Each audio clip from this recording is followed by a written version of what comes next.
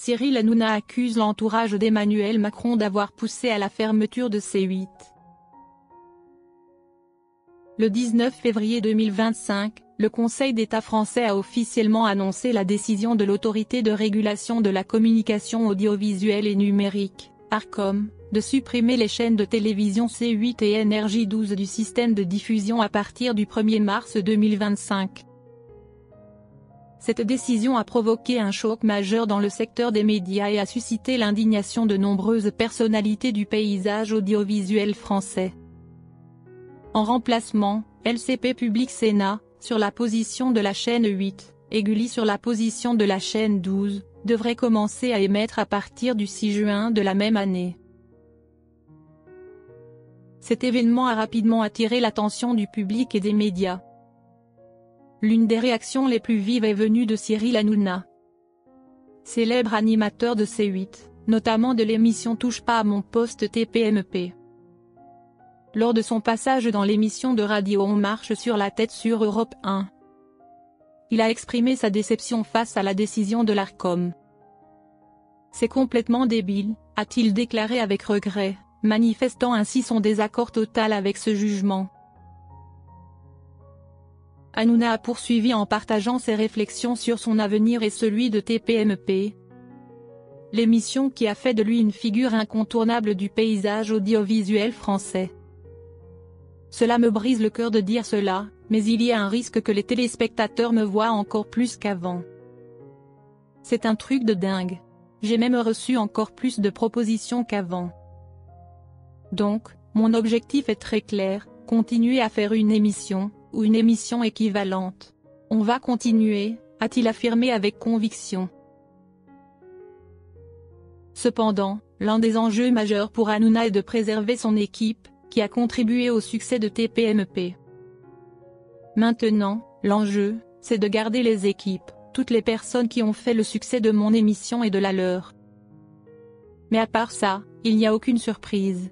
On avait anticipé, on a travaillé sur des plans de remplacement très avancés avec plusieurs groupes audiovisuels, a-t-il révélé, indiquant ainsi que son équipe avait prévu cette éventualité.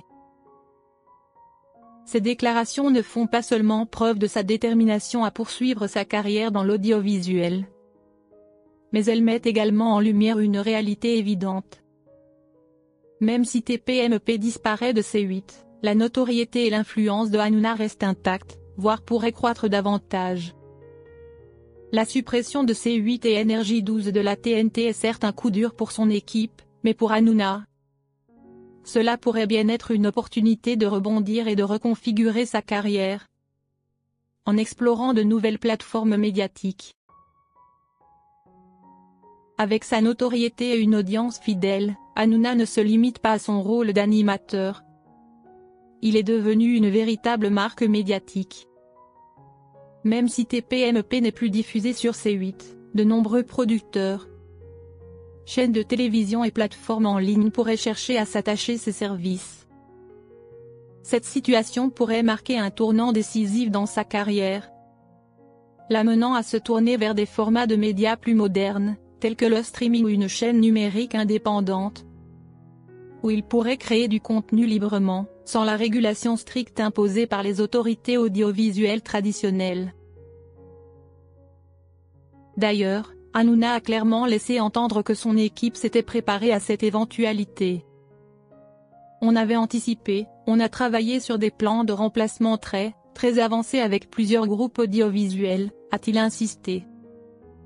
Cela signifie que même si TPMP doit quitter la télévision traditionnelle, l'émission ou une version similaire pourrait renaître sous une autre forme. Dans un paysage médiatique en pleine mutation, où le digital prend une place prépondérante, il est tout à fait envisageable qu'Hanouna trouve un nouveau tremplin. Un programme dans l'esprit de TPMP pourrait très bien émerger sur une autre chaîne, voire sur une plateforme de streaming comme YouTube, Twitch ou un service de diffusion en ligne développé par Hanouna et son équipe. Le soir même, dans l'émission Touche pas à mon poste, Hanouna a poursuivi ses critiques virulentes contre cette décision. Il estime que la suppression de C8 et Énergie 12 est un choix davantage politique qu'une décision fondée sur des critères techniques ou juridiques. Hanouna n'a pas hésité à viser directement le président Emmanuel Macron et son entourage, accusant ces derniers d'avoir interféré dans le paysage médiatique de manière opaque. Selon lui, Emmanuel Macron n'a pas été directement impliqué, mais des personnes influentes de son cercle proche auraient joué un rôle clé dans l'exécution de cette décision. D'après ce que je sais, Emmanuel Macron n'était pas au courant. Il n'a pas traité ce dossier, parce qu'une affaire a été montée de toutes pièces. De toute évidence, c'est le secrétaire général de l'Élysée, Alexis Kohler, qui a construit un dossier pour fermer C8, car il voulait réellement contrôler le secteur audiovisuel, a déclaré Hanouna.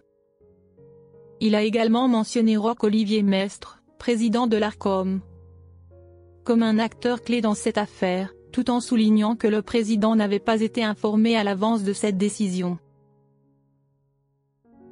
Hanouna a ensuite approfondi ses explications, affirmant que même si Macron avait fini par être informé, la décision était déjà prise et irréversible.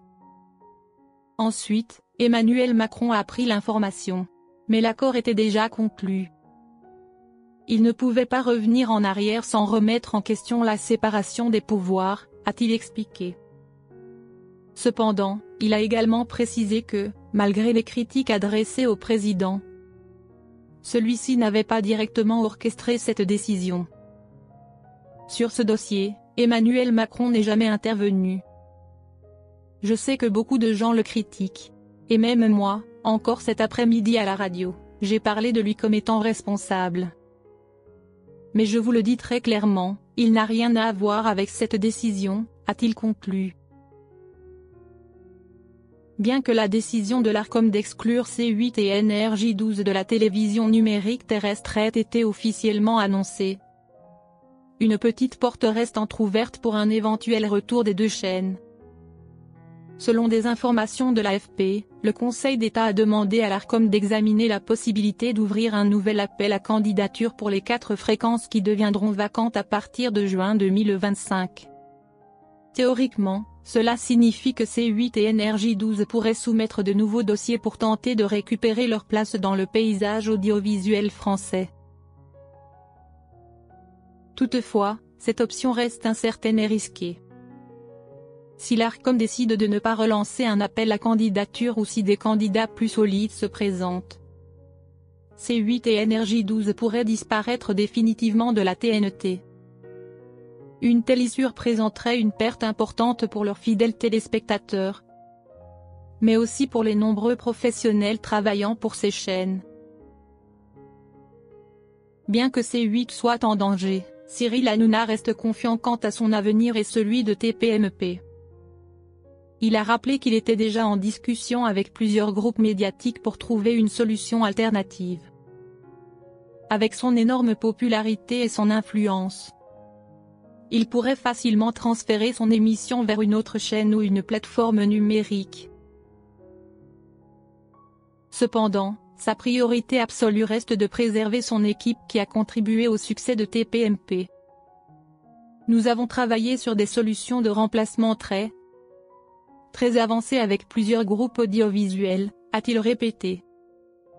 Cela signifie que même en dehors de C8, Hanouna et son équipe continueront à proposer du contenu à leur public fidèle. La décision de l'Arcom de supprimer C8 et Énergie 12 a provoqué une onde de choc dans l'industrie des médias.